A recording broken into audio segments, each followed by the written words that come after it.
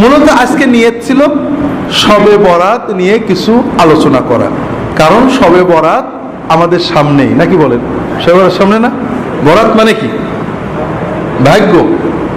আমাদের সামনে ভাগ্য। আমার নানি রাহিমাহুল্লাহ রাহমাতান ওয়াসিআ ছোটবেলায় গল্প করতেন, চুটকি আর কি। এক কানা অন্ধ ফকির রাস্তা দিয়ে যাচ্ছে, তো সামনে একটা গর্ত আছে, তো বাচ্চারা পাশে যে ফকির ফকির বাবা সামনে খানা। আমি আজকে মসজিদে বলছিলাম সামনে খানা, তো ফকির মনে করছে খানা মানে মেজবানি। বলে বাবা বরাত, বাবা বরাত, বাবা ভাগ্যটা আজকে ভালো। এখন ওই বলতে বলতে গর্তের ভিতর পড়ে গেছে বেচারা। আসলে বরাত মানে কি? ভাগ্য। এই ভাগ্য থেকে যত দুর্ভাগ্য। আমরা সবে বরাত সুন্নত, সুন্নতের আলোকে আমরা ঝগড়া দরকার নেই। কোন হুজুর কি করেছেন, আলহামদুলিল্লাহ সব হুজুর ভালো। আমরা রাসূলুল্লাহ সাল্লাল্লাহু আলাইহি ওয়াসাল্লাম কি করেছেন, সাহাবীরা কি করেছেন, এটা আমরা যাচাই করার চেষ্টা করি। আপনাদেরকে গত বছরও হয়তো বলছি, মনে নেই, যেহেতু বছরগুলো প্রসঙ্গ আসে আমরা সংক্ষেপে হলেও জানতে হবে। আর আমার একটা বই আছে কোরআন সুন্নাহর আলোকে শবে বরাত, আল্লাহ আপনারা নিয়ে যাবেন, যেহেতু শবে বরাত সামনে, বইটা নিয়ে যেতে পারেন। এর ভিতরে হাদিস, কোরআন, তাফসির, ফুকাহাদের মতামত সবই আছে। মুখতাসার হলো, প্রথমত আমরা এখানে সুন্নাত শিখতে আসছি, ঠিক না? সুন্নাত নবীজির সবকিছু। নবীজি যেভাবে বসতেন সেভাবে বসা কি? যেভাবে হাঁটতেন সেভাবে হাঁটা কি? যে শব্দ ব্যবহার করতেন সেটা ব্যবহার করাও সুন্নত।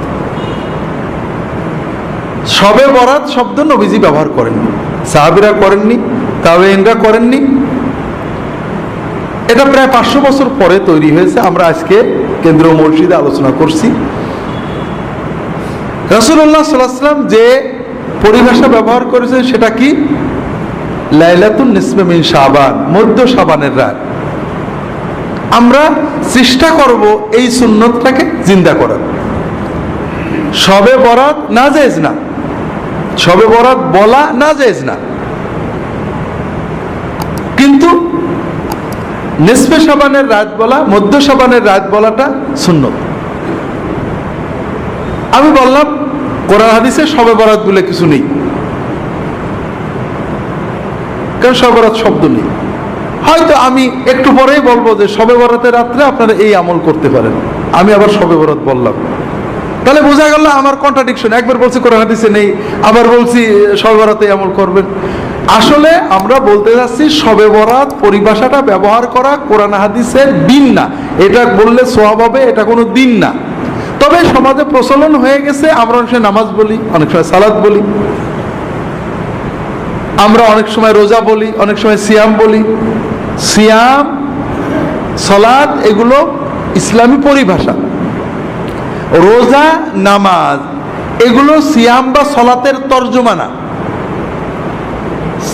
এগুলো আরেকটা পরিভাষা, ফার্সি পরিভাষা, যেটা আমাদের সমাজে আছে। তারপরেও এটার অর্থ আমরা বুঝি সালাত। এটা বলাতে কোনো দোষ নেই। নামাজ বললে, রোজা বললে কোনো দোষ হবে না, কারণ আমরা সবাই বুঝি নামাজ বলতে মুসলমানদের এই সালাত সিস্টেম বোঝানো হচ্ছে। আবার অনেক বিষয় আছে যেটা আরো দূরে, যেমন আমরা অনেক ঝগড়া করি, আমার বিরুদ্ধে সবারই অভিযোগ, আমি মাঝে মাঝে বলি কোরআন হাদিসে পীর বলে কিছু নেই। আবার আরেক জায়গায় বলছি অমুক পীর সাহেব, আমাদের পীর সাহেব এটা বলেছেন। এই দেখো আব্দুল্লাহ জাহান খালি কন্ট্রাডিক্টরি কথা বলে। একবার বলছে কোরআন হাদিসে পীর বলে কিছু নেই, আর বলছে আমাদের পীর সাহেব এটা বলেছেন। বিষয়টা ওরকম না।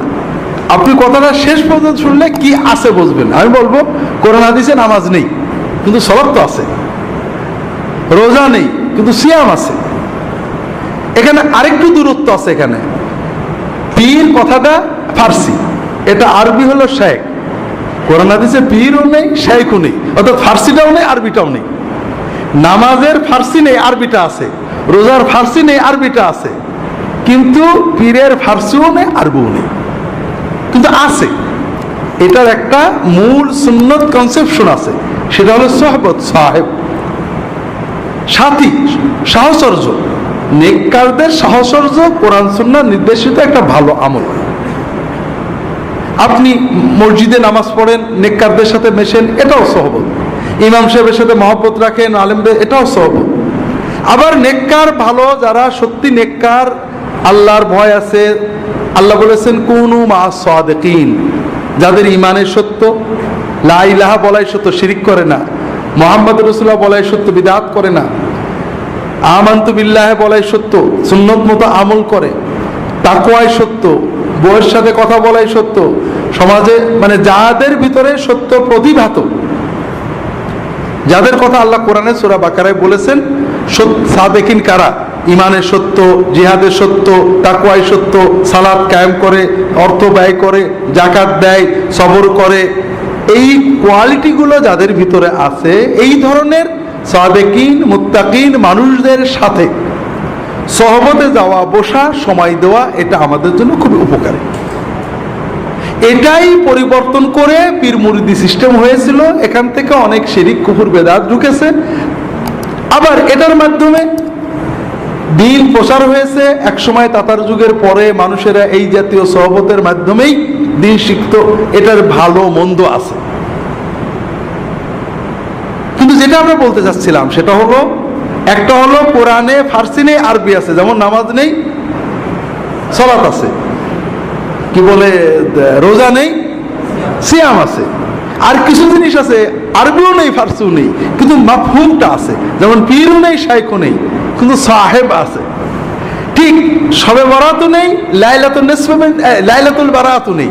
শবে বরাত কি? ফার্সি। আরবি কি? লাইলাতুল বারাত। কোরআনে হাদিসে সাহাবীদের কথায় শবে বরাত নেই, মানে ফার্সি নেই, লাইলাতুল বারাতও নেই। কি আছে? লাইলাতুল নিসফ মিন শাবান আছে। কাজেই আমরা শবে বরাত বা লাইলাতুল বরাত না বলে যদি নিসফে শাবান, মধ্য শাবানের রাত বলি, ভালো হয় না খারাপ হয়? এখানে একটু ইমানটা নাড়াচাড়া করে দেখেন, আপনি নিজেই বুঝতে পারবেন ইমানের হালতটা কি।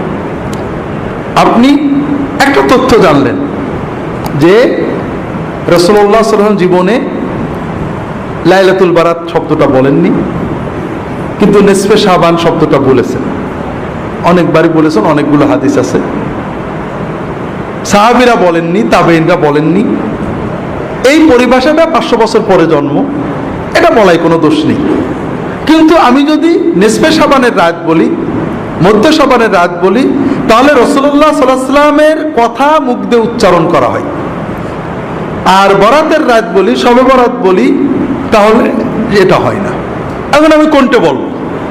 কোনটা বললে আমার ধর্মীয় অনুভূতিটা মানে শক্ত হচ্ছে? এখানে 3 শ্রেণীর মানুষ পাওয়া যাবে। কয় শ্রেণী?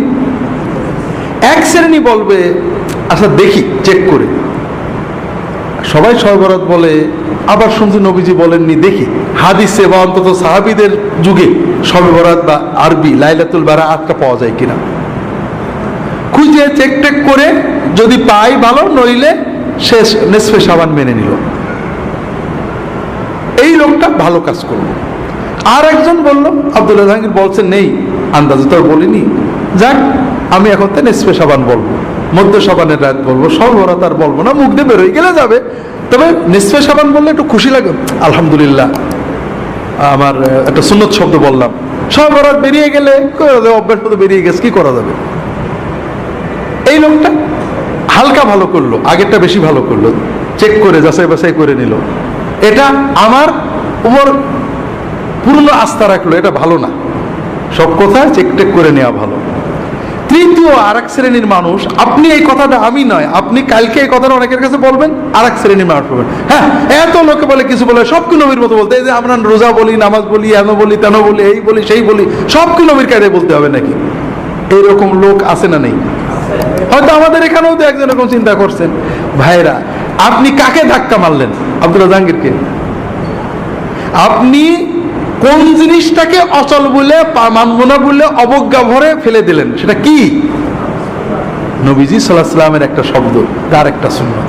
তাহলে আপনার ইমান আপনি একটু ঘষা মাজা করে দেখেন, আপনি কি কাম করলেন, আপনি কোন জিনিসটাকে অবজ্ঞা করলেন? আপনি তো আমাকে অবজ্ঞা করেননি, আপনি মুহাম্মদুর রাসূলুল্লাহ সাল্লাল্লাহু আলাইহি ওয়াসাল্লামের কথার মতো কথা বলতে আপত্তি করলেন। আপনার সমাজের প্রচলিত কথাটাকে মুহাম্মদ সাল্লাল্লাহু আলাইহি ওয়াসাল্লামের কথা চেয়ে জোর দিলেন। এটা আপনি ভালো করলেন না, আপনি আপনার ইমানের ক্ষতি করলেন, আমার তো কিছু করলেন না।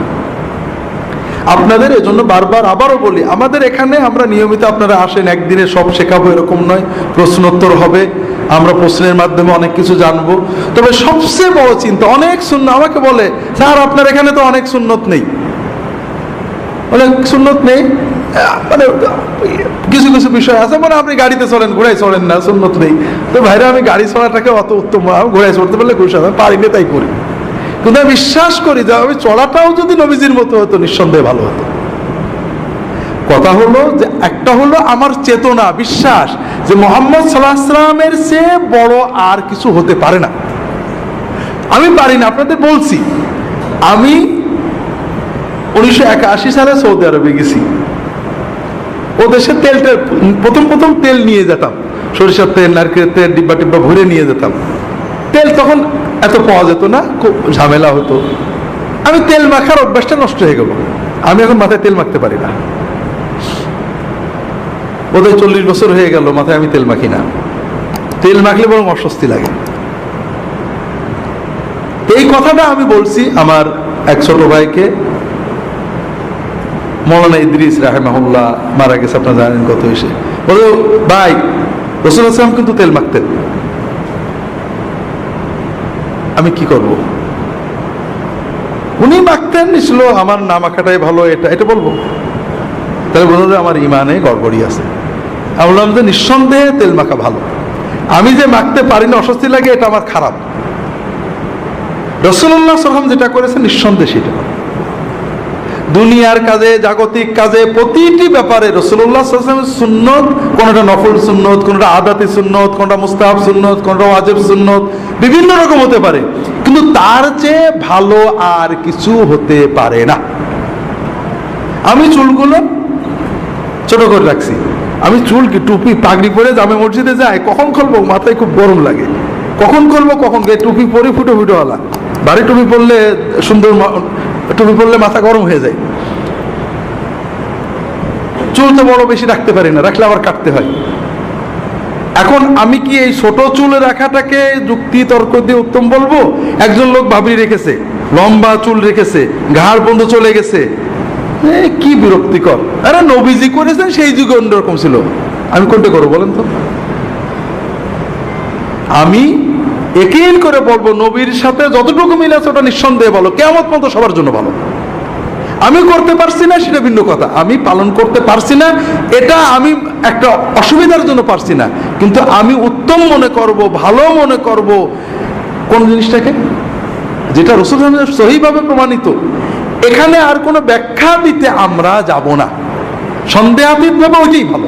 আমি রাখতে পারছি না ভিন্ন কথা, আমি আমার ওজোর আছে, এটা নফল সুন্নত, মুস্তাহাব সুন্নত, আদাতি সুন্নত, অর্থাৎ জাগতিক সুন্নত। রাসূলুল্লাহ সাল্লাল্লাহু আলাইহি ওয়াসাল্লাম তাকিদ দেননি, নির্দেশ দেননি, অথবা গুরুত্ব দেননি, তিনি করেছেন, এটা না করলে গুনাহ হবে না। কিন্তু আমি যত যুক্তি তর্কই দিই, এমন জায়গায় যেন না যাই যে নবীজিরটা ছোট হয়ে করে ফেলার কায়দায় চলে যায়। এটা হলো সবচেয়ে ভয়ঙ্কর কথা। আমরা কি করি, দুই গ্রুপই একই রকম। কিছু মানুষ আমরা বলি নবীজি করেননি, তাতেই কাজেই বেদাত। নবীজি করেননি বলেই বেদাত হয় না, নবীজি করেননি কাজে ওটা দিন না, ওটা সুন্নত না। সুন্নতকে দিন মনে করাই, নবীজি করেননি সেটাকে দিন মনে করা বেদাত। আবার আরেক গ্রুপ, নবীজি করেননি কাজেই জায়েজ, এইটা প্রমাণ করতে যে নবীর সুন্নতকে ছোট মনে করেন। এখানে আমাদের ইমানের সাথে সাংঘর্ষিক হয়ে গেল। কাজে প্রতি ক্ষেত্রে আপনারা যেটা সবসময় লক্ষ্য রাখবেন, রাসূলুল্লাহ সাল্লাল্লাহু আলাইহি ওয়াসাল্লাম থেকে কোন সুন্নত, সেটা ফরজ সুন্নত, মুস্তাহাব সুন্নত, নফল সুন্নত, যাই হোক না কেন, যেটা বর্ণিত হবে তার বিপরীতে আপনার যুক্তি দেবেন না। আপনি যদি জানেন যে এটা সুন্নত, আলহামদুলিল্লাহ ভাই, নবীর সুন্নত উত্তম, আমি পারছি না, দোয়া করেন যেন পারি। আর যদি না জানা থাকে তা কি করবেন আমি দেখব, কিন্তু নবীজির সুন্নতের বিপরীতে কোনো জিনিসকে আনবেন না, কোনো ক্ষেত্রেই না। তো যাই হোক, প্রথম যে বিষয়টা আমরা আলোচনা করলাম যে লাইলাতুন নিসফে মিন শাবান, মধ্য শাবানের রাত, এটা হলো সুন্নত পরিভাষা। আর শবে বরাত, লাইলাতুল বারাত, এটা সুন্নত নয়, এটা পরবর্তী যুগে অনেক পরে, 500 বছর পরে প্রথম আপনি রাসূলুল্লাহ সাল্লাল্লাহু আলাইহি ওয়াসাল্লাম, সাহাবী, তাবেঈন, তাবেঈন, ইমাম আবু হানিফা, শাফি, মালিক, আহমদ ইবনে হাম্বল রাহিমাহুল্লাহ, কারোর যুগে পাবেন না। অনেক পরে এসে এই পরিভাষাটা জন্ম হয়েছে। দ্বিতীয় পর্যায়ে যাই, সুন্নতের ভিতরে নিরাপত্তা। সুন্নতের বাইরে যেটা, এটা বেদাত না হলেও সমস্যা তৈরি করে। যেমন শবে বরাতের ভিতরে আমরা যখন মধ্য শাবানের রাত, এটা কোনো আলাদা উত্তেজনা তৈরি করে না, কিন্তু যখনই আমি বলবো শবে বরাত, তখন আমাদের ভিতরে একটা নির্ধারিত কনসেপশন তৈরি হয়, এটা ভাগ্য রজনী, এটা মুসলমানদের ভাগ্য রজনী। এই যে ধারণা দিচ্ছে এটাও ঠিক না। শবে বরাত গুনাহ মাপের রজনী। বারাত শব্দের মূল অর্থ ছিল মুক্তি। আরবিতে যে বারাত, আমরা বাংলায় অর্থটা পাল্টে বরাত ভাগ্য হয়ে গেছে, কিন্তু আরবিতে বারাত মানে মুক্তি। শবে বরাতের রাত্রিতে আল্লাহ তাআলা বান্দাদের গুনাহ মাফ করেন, এটা সহিহ হাদিস দ্বারা প্রমাণিত। কিন্তু এই রাত্রিতে আল্লাহ ভাগ্য দেন, ভাগ্য লেখেন, এটা কোনো হাদিস নেই, কোনো কোরআন নেই। এ মর্মে যত হাদিস আছে সবগুলোই জাল হাদিস। তাফসীরে দু একটা কথা বলা হয়েছে, কোনো তাফসীর কারক সমর্থন করেননি।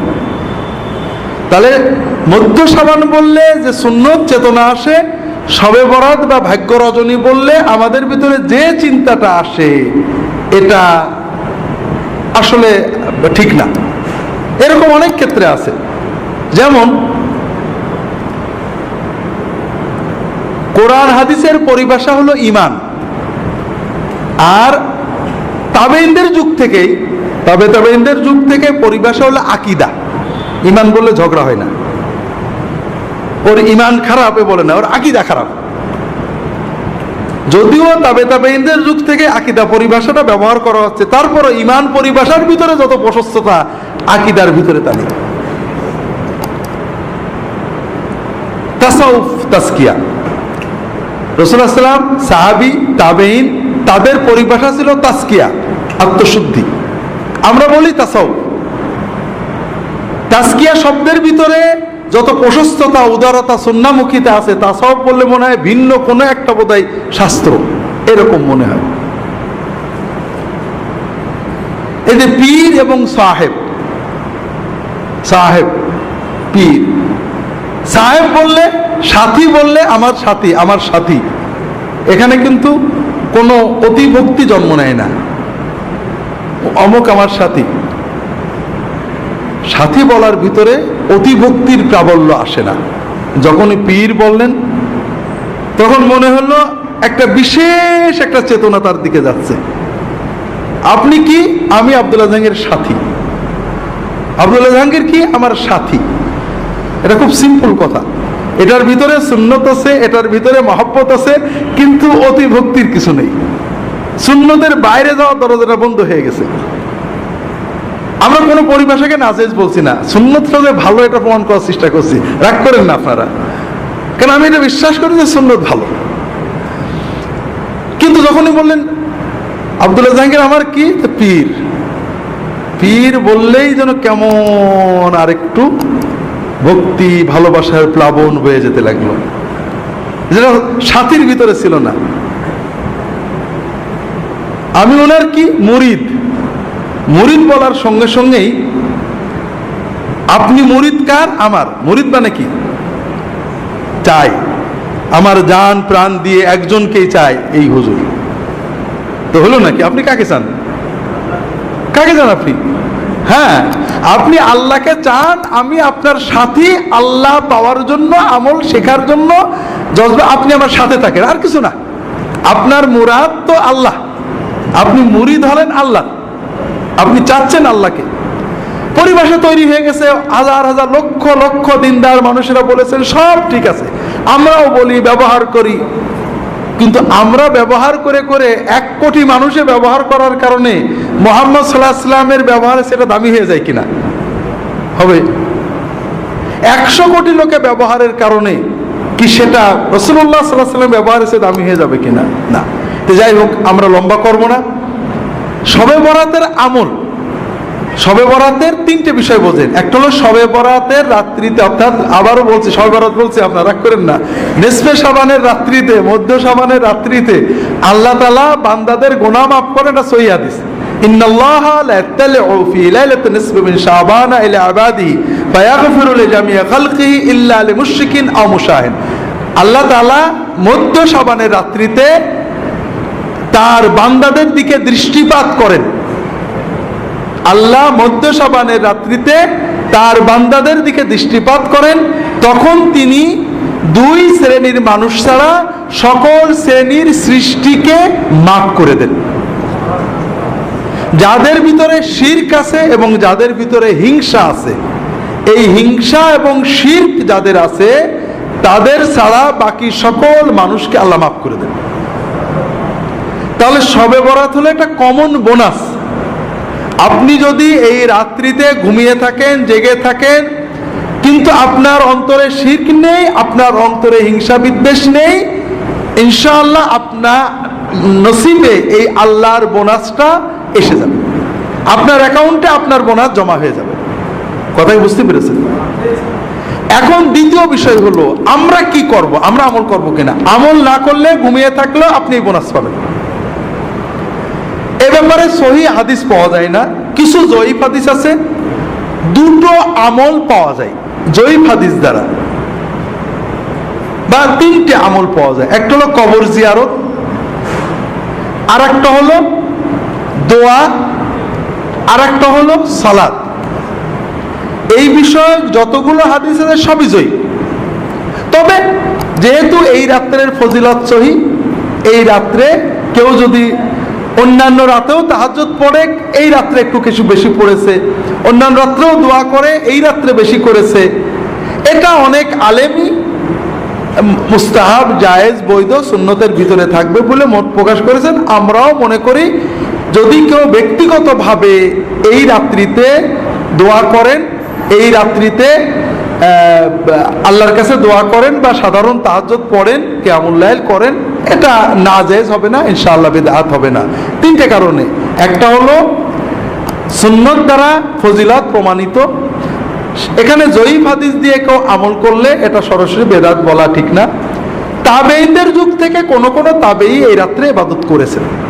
তবে এই রাত্রিতে ইবাদত মসজিদে যেয়ে করা, সমবেত করা, এটা সকল ইমাম হানাফি, শাফিঈ, মালিকি, হাম্বলি সবাই বেদাত বলেছেন, মাকরুহ বলেছেন। এটা নিয়ে কোনো মতভেদ নেই। এই রাত্রি ইবাদতের জন্য মসজিদে যাওয়া, দলবদ্ধ হওয়া, সুন্নত ইবাদতও দলবদ্ধ হয়ে করা, এটা বেদাত বলা হয়েছে এবং মাকরুহ বলা হয়েছে। হানাফি ফিকহের সব কিতাবেই পাবেন। তৃতীয় হলো এই রাত্রিতে ভাগ্য লেখা হয়, এই মর্মে যত কথা আছে সবই জাল কথা। চতুর্থ হলো এই রাতের পরের দিনে রোজা রাখা। আমাদের সমাজে প্রচলন আছে এই লাইলাতুন নিসফে মিন শাবানের পরের দিনে রোজা রাখার ব্যাপারে 2টো হাদিস আছে, দুটোই জাল পর্যায়ে। তবে শবে বরাতে রাসূলুল্লাহ বেশি রোজা রাখতেন, 1 তারিখ থেকে 15 তারিখ পর্যন্ত রোজা রাখতেন। আর 13, 14, 15 রোজা রাখা তো নিয়মিত এই সুন্নত। কাজেই যারা রোজা রাখতে চান 13, 14, 15 রাখবেন। সব মাসেই রাখার চেষ্টা করবেন। শাবানে যেহেতু রাসূলুল্লাহ বেশি রাখতেন, আপনারা রাখতে পারেন। মধ্য শাবানের রাত বা শবে বরাত বিষয়ে শেষ কথাটা বাদ রয়ে গিয়েছিল। সেটা হলো আমরা বুঝলাম রাতটার সুন্নত নাম হলো মধ্য শাবানের রাত, আর এই রাত্রি হলো আল্লাহ তাআলা বান্দাদের মাফ করেন। এই রাত্রিতে নেক আমল করার ব্যাপারে কোনো সহিহ হাদিস পাওয়া যায় না। আল্লাহর মাগফিরাতের সহিহ হাদিস আছে। তবে দোয়া করা, সালাত আদায় করা, কবর জিয়ারত করা, এ সকল বিষয়ে জয়ীফ হাদিস আছে। কেউ যদি এগুলো ব্যক্তিগত আমল করেন এটা সুন্নাহ বিরোধী নয়। তবে এই রাত্রিতে রুটি খাওয়া, উৎসব করা, বাতি জ্বালানো, এরপরে মসজিদে সমবেত হয়ে ইবাদত বন্দেগী করা, এগুলো বিদআত। এবং প্রায় ফিকহের সকল কিতাবে, হানাফি মাযহাব, শাফিঈ মাযহাব, বিভিন্ন কিতাবে বারবারই এই ধরনের কাজগুলোকে বিদআত বা মাকরুহ লেখা হয়েছে, মাকরুহ তাহরিমি লেখা হয়েছে। এখানে একটা বিষয় খুবই জরুরি, সেটা হলো আমরা রাসূলুল্লাহ সাল্লাল্লাহু আলাইহি ওয়াসাল্লাম এবং সাহাবীদের জীবনে শবে বরাতের, সাহাবীদের আবু বকর, ওমর, ওসমান, আলী রাদিয়াল্লাহু তাআলা আনহুম আজমাইন, খোলাফায়ে রাশিদিনের যুগে দেখেন শবে বরাতের কোনো হাদিস পাবেন না। পুরো ইসলামের ইতিহাসে ইবনে কাসির, তাবারি, মানে রাসূলুল্লাহ সাল্লাল্লাহু আলাইহি ওয়াসাল্লামের হিজরত থেকে সাহাবী তাবেঈনরা মসজিদে সমবেত হয়েছেন, অথবা আবু বকর, ওমর, ওসমান তারা এই রাত পালন করেছেন, এরকম কিছু পাওয়া যায় না। এর একটা বড় কারণ হলো ইসলাম আমাদেরকে জীবন ঘনিষ্ঠ ধর্ম দেয়, বতুরে না। আমরা শবে বরাতে কি জন্য গুরুত্ব দিই? এই রাত্রিতে আল্লাহ দোয়া কবুল করে, এটাই তো মূল, নাকি বলেন? এটা মূল না যে আমরা হুজুরা ওয়াজ করেছেন এই রাত্রে সন্ধ্যা থেকে আল্লাহর পক্ষ থেকে ঘোষণা দেওয়া হয় যে দোয়া করবে, কবুল করবে, এরকম আছে না? এই হাদিসটা জয়ীফ। তবে আমরা আশা করি এই রাতে দোয়া কবুল হবে। একাধিক হাদিস রয়েছে, সহিহ মুসলিম এবং অন্যান্য কিতাবে সহিহ হাদিস রয়েছে যে প্রতি রাত্রে রাতের যখন প্রথম 1/3 পার হয়ে যায়, রাতের প্রথম 1/3 পার হয়ে যায়, তার মানে 3 থেকে 4 ঘন্টা রাত হয়ে যায়। বর্তমান সময়ে আমাদের সন্ধ্যায় 7টায় ফজরের আজান হয়, ফজরের নামাজই হয় 5টায়, 4টায় ফিরে আজান, 3টে, এই 7টা, 8টা, 9টা, 10টা, 11টা, 12টা, 1টা, 2টো, 3টে, 4টে, 9 ঘন্টার রাত। তাহলে 1/3 মানে 3 ঘন্টা, 8টা, 9টা, 10টা, রাত 3 সাড়ে 3 ঘন্টা, তার মানে 10টা, সাড়ে 10টা। যখন রাত বড় হয় সন্ধ্যাও আগেই। যখন রাতের প্রথম 1/3 পার হয়ে যায়, আল্লাহ তাআলা সুবহানাহু ওয়া তাআলা প্রথম আসমানে নেমে আসেন। আল্লাহ তাআলার পক্ষ থেকে ঘোষণা দেওয়া হয় যে কে আসো দোয়া করবে, আমি তার সকল দোয়া কবুল করব। কে আসো আমার কাছে সাহায্য চাবে, আমি তাকে সাহায্য করব। কে আসো গুনাহ করেছো, গুনার মাপ চাও, আমি তোমার গুনাহ মাফ করে দেব। ওয়াযালিকা কুল্লা লাইলা, প্রতি রাতেই এই দোয়া, এই সুযোগ আল্লাহ দিতে থাকে। তাহলে আমরা যদি প্রতি রাতেই রাত 10টা, সাড়ে 10টা বেজে গেলে ঘুমানোর আগে 2-4 রাকাত নামাজ পড়ে আল্লাহর কাছে মন খুলে দোয়াটা করে শুই, তাহলে কিন্তু আমাদের প্রতি রাতই শবে বরাত হয়ে যায়। কথাটা কেমন বুঝতে পেরেছেন? আর এটা হলো ইসলামের মূল শিক্ষা, যে আপনি প্রতি রাতেই আল্লাহর কাছে কিছু চান, কারণ আপনি সারা বছরের চাওয়া একবারে চাওয়া যায় না ভাই। প্রতি রাতে আপনার নগদ যা আছে আল্লাহর কাছে চান, আল্লাহর কাছে মনের আবেগ জানান, আল্লাহ কবুল করবেন, আপনার জীবনটা আল্লাহমুখী হবে, আল্লাহর সাথে সম্পর্ক ঘনিষ্ঠ হবে। পাশাপাশি আলেম ওলামাদের সহবতে যেতে হবে, বইপত্র পড়তে হবে। আল্লাহ তাআলা তৌফিক দান করুন, আমিন।